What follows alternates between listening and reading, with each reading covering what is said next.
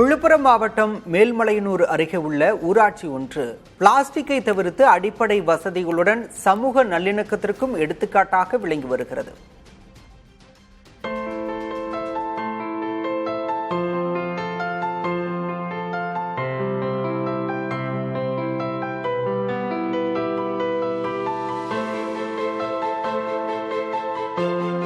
மேல்மலையனூர் அருகே பறையந்தாங்கல் ஊராட்சியில் 355 குடும்பங்கள் வசித்து வருகின்றன. இதன் ஊராட்சி தலைவராக 2021 தேர்ந்தெடுக்கப்பட்ட MBA பட்டதாரியான ஏழுமலை தனது கிராமம் அனைத்து அடிப்படை வசதிகளுடன் திகழ நடவடிக்கைகளை மேற்கொண்டுள்ளார். 7 வார்டுகள் உள்ள ஊராட்சியின் அனைத்து சாலைகளும் சிமெண்ட் சாலைகளாக உள்ளன.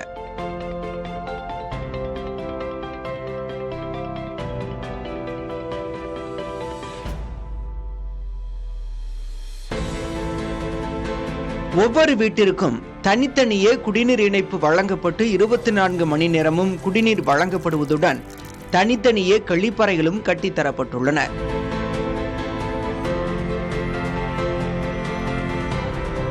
பொதுமக்கள் குப்பைகளை குப்பை தொட்டியில் கொட்டுவதால் தெருக்கள் சுத்தமாக காட்சியளிக்கின்றன. நெகிழி பைகளை பயன்படுத்துவது இல்லை என கிராம மக்கள் தெரிவிக்கின்றனர். இவ்வளோ அனைத்தும் சாலை வசதி, தண்ணி வசதி, லைட் வசதி,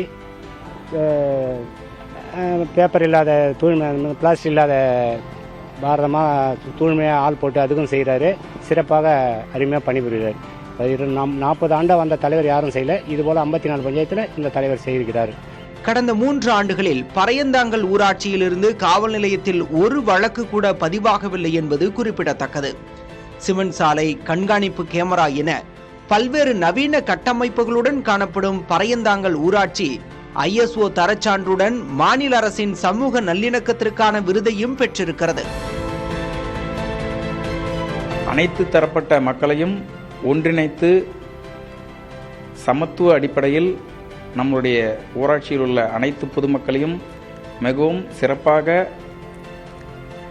வழிநடத்தி கொண்டிருப்பதால் நம்முடைய ஊராட்சிக்கு மாண்புமிகு தமிழ்நாடு முதல்வர் அவர்களால் சமூக நல்லிணக்க விருது 1 கோடி ரூபாய் கடந்த வாரம் மாண்புமிகு தமிழ்நாடு முதல்வர் அவர்களால் நம்முடைய ஊராட்சிக்கு வழங்கப்பட்டது.